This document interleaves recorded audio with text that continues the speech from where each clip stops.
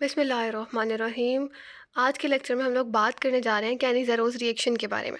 कैनी-ज़ेरो reaction क्या reaction होता है? ऐसा रिएक्शन जिसमें एक मॉलिक्यूल के अंदर ऑक्सीडेशन और रिडक्शन दोनों हो रही होती हैं और दो तरह के प्रोडक्ट्स बनते हैं। ठीक है, तो डेफिनेशन देख लेते हैं। The disproportionation of two molecules of aldehyde to one of carboxylate and one of alcohol. यानी कि कैनी-ज़ेरो रिएक्शन एक ऐसा रिएक्शन होता है जिसमें दो मॉलिक्यूल्स होते हैं एल्डिहाइड के। उनमें से एक मॉलिक्यूल जो है वो कार्बोक्सिलेट बना रहा होता है, यानी कि कार्बोक्सिलिक एसिड बना रहा होता है, और दूसरा मॉलिक्यूल जो है वो अल्कोहल बना रहा होता है। अब सवाल पैदा होता है कि जो लाइन के फर्स्ट पे लिखा हुआ है डिसप्रोपोर्शनेशन, इसका क्या मतलब है?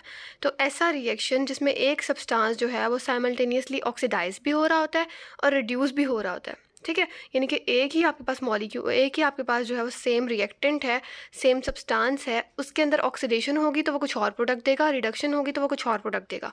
तो क्या होता है कैनिज़रों में कि दो होते हैं एल्डिहाइड के मॉलिक्यूल्स। एक एल्डिहाइड के मॉलिक्यूल के अंदर होती है ऑक्सीडेशन और एक मॉलिक्यूल के अंदर होती है रिडक्शन।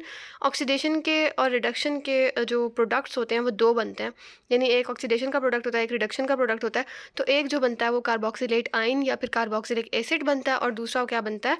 अल्कोहल। तो ये थी इसकी डेफिनेशन। उसके बाद देख लेते हैं कि एल्डिहाइड्स जो होते हैं वो रिएक्ट करते किस तरह से हैं।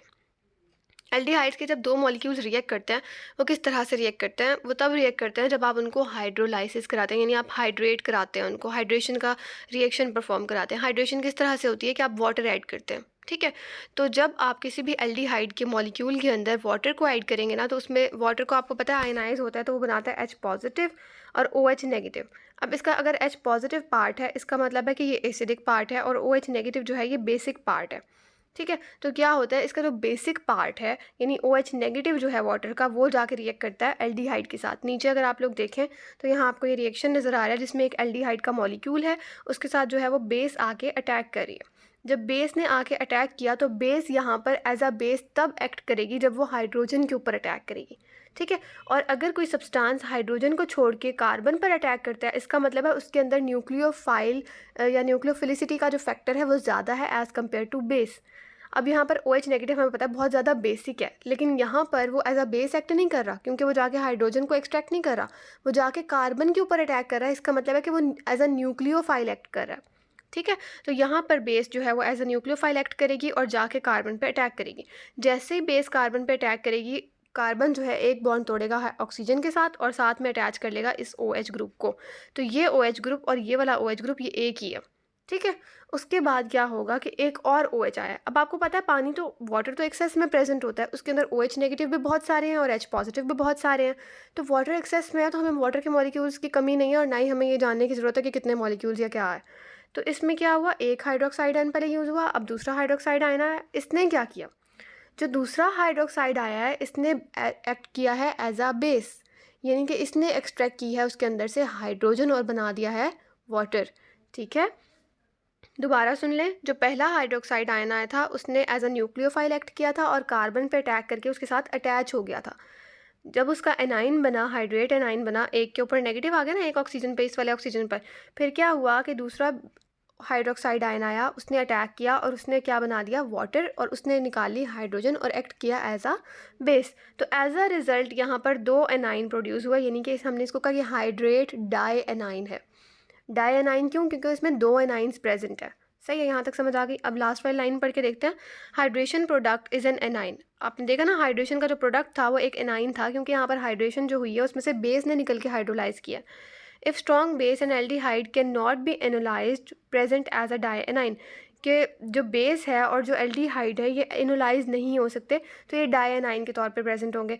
इनोलाइज का मतलब हम लोग जो है ना वो अपने अगले रिएक्शन में देखेंगे, मतलब जो हम नेक्स्ट रिएक्शन की बात करेंगे। थोड़ा सा मैं यहाँ पर बता देती हूँ थोड़ा सा।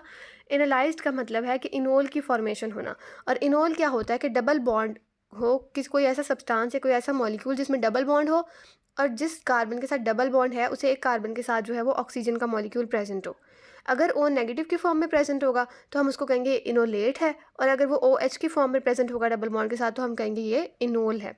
ठीक है, तो यहाँ तक आपको होप से समझ आ गई होगी। नेक्स्ट स्टेप में क्या है कि जो डाई एनाइन जो पीछे बना है, यानी कि ऑक्सीजन, दो ऑक्सीजन थे जिनके ऊपर नेगेटिव के साइंस थे, ये इंतहाई अनस्टेबल है और टेट्राहेड्रल है। टेट्राहेड्रल तो आपको शेप से ही पता लग रहा है कि दरमियान में CS, दो ऊपर ऑक्सीजन और नीचे एक R है और एक H ग्रुप है, तो मतलब टेट्राहेड्रल शेप बना रहा है। ये टेट्राहेड्रल इंटरमीडिएट है।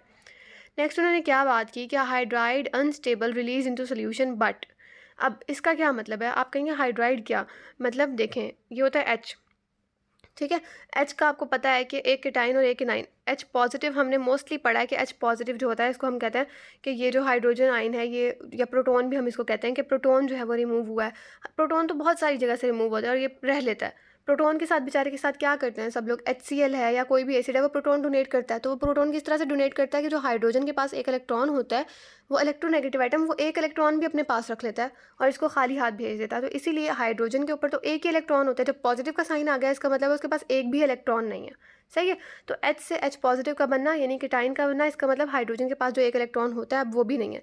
और हाइड्रोजन के ऊपर अगर नेगेटिव का साइन आ जाए, जो कि बहुत कम, बहुत रेयर केसेस में ऐसा होता है कि हाइड्राइड आयन निकले, यानी कि कोई ऐसा प्रोडक्ट बने या कोई ऐसा रिएक्शन हो जिसमें हाइड्रोजन इलेक्ट्रॉन्स लेके निकले दोनों, मतलब एक उसका अपना हो और एक किसी और का इलेक्ट्रॉन लेके निकले, ऐसे केसेस बहुत कम होते हैं। तो यहाँ पर उन्होंने कहा ऐसा केस होगा। ऐसा केस किस सूरत में होगा, अगर कोई सुटेबल इलेक्ट्रोफाइल आ जाता है मैकेनिज्म के अंदर, तो फिर यहाँ पर क्या होगा कि हाइड्रोजन H पॉजिटिव के तौर पे नहीं निकलेगा, फिर हाइड्रोजन इलेक्ट्रॉन भी ले जाएगा कार्बन का भी, कहेगा अपना भी इलेक्ट्रॉन मुझे दो, और हाइड्राइड आयन के तौर पे निकलेगा, यानी H नेगेटिव आयन के तौर पे निकलेगा। फिर है कि if suitable electrophile transfer to electrophilic centre in mechanism resemblance to borohydride reduction. जो होती है ना बोरोहाइड्राइड रिडक्शन, ये ऐसी रिडक्शन होती है जिसमें आपने पढ़ा होगा बोरोहाइड्राइड मतलब BH4 बोरोन के पास 4 हाइड्रोजन्स है, तो वो रिडक्शन तो आराम से कर सकता है, मतलब किसी को भी वो रिड्यूस कर देगा हाइड्रोजन डोनेट करके। तो बोरोहाइड रिडक्शन का क्या मतलब है, बोरोहाइड्राइड रिडक्शन का मतलब ये है कि यहाँ पर जो ये डायनाइन था इसके पास एक हाइड्रोजन मौजूद है, ये यहाँ से अपना एक हाइड्रोजन निकालेगा H नेगेटिव के तौर पे। क्यों निकालेगा, क्योंकि ऑक्सीजन जो दो साथ लगे हुए हैं, दो डायनाइंस हैं यहाँ पर, ये इंतहाई अनस्टेबल है। ये अपने आप को स्टेबल करने के लिए इनमें से कोई एक ऑक्सीजन जो है वो अपने इलेक्ट्रॉन्स दे के कार्बन के साथ डबल बॉन्ड बनाना चाहेगा, और हाइड्रोजन जो है अच्छा लीविंग ग्रुप है, जल्दी से लीव कर जाता है, तो हाइड्रोजन निकालने की कोशिश करेंगे। लेकिन क्या होगा कि हाइड्रोजन जो है वो यहाँ से H पॉजिटिव की सूरत में नहीं निकलेगा बल्कि H नेगेटिव की सूरत में निकल जाएगा। जब यहाँ से H नेगेटिव की सूरत में निकला, ये निकलते यहाँ पर उन्होंने क्या कंडीशन दी कि तब निकलेगा जब कोई इलेक्ट्रोफिलिक अच्छा सेंटर मिल जाएगा उसको, क्योंकि ये हाइड्राइड जो है ये एज अ न्यूक्लियोफाइल एक्ट करेगा ना, ठीक है। H पॉजिटिव वाले केटाइन, H नेगेटिव वाले एनाइन, तो ये एनाइन है, एक न्यूक्लियोफाइल है, न्यूक्लियोफाइल को कोई अच्छा इलेक्ट्रोफाइल मिलेगा तो ये निकल जाएगा फ़ौरन से इलेक्ट्रॉन्स लेके। इसको मिला है एक और एल्डिहाइड, ठीक है। एल्डिहाइड मिला, ये क्या हुआ यहाँ पर आप लोग देख सकते हैं कि इसने जब हाइड्राइड आयन जो है इसने रिएक्ट किया और अटैक किया इलेक्ट्रोफिलिक सेंटर के ऊपर। इलेक्ट्रोफिलिक सेंटर के ऊपर अटैक करने से क्या हुआ कि इसने डबल बॉन्ड O का जो बॉन्ड था ये वाला, ये तोड़ा और साथ में खुद हाइड्रोजन जो है वो अटैच हो गया। तो आपको यहाँ पर जो ब्लैक कलर में हाइड्रोजन नज़र आ रहा है ये वाला, ये हाइड्रोजन आ गया इधर, और ये हमारे पास बन गया कार्बोक्सिलेट आयन। अगर जो है ये है ना, ये आपको नज़र आ रही है RCH2O नेगेटिव, ठीक है, यानी कि ये अल्कोक्साइड आयन बना हुआ है। इसके ये जैसी, अब क्योंकि ये रिएक्शन जो है वाटर की प्रेजेंस में हो रहा है, तो वाटर के अंदर OH नेगेटिव भी है, H पॉजिटिव भी है, ये जैसे ही हाइड्रोजन को कैच करेगा, हाइड्रोजन को एक्सेप्ट करेगा, ये फ़ौरन से जो है वो अल्कोहल बना देगा, ठीक है। और उसके अलावा जो कार्बोक्सिलेट आयन है, अगर ये कार्बोक्सिलेट आयन भी हाइड्रोजन को एक्सेप्ट कर लेता है तो ये एसिड बन जाएगा। ऐसे ही है ना, R bond C double bond OOH, यानी RCOOH बन जाएगा, तो ये भी एसिड बन जाएगा।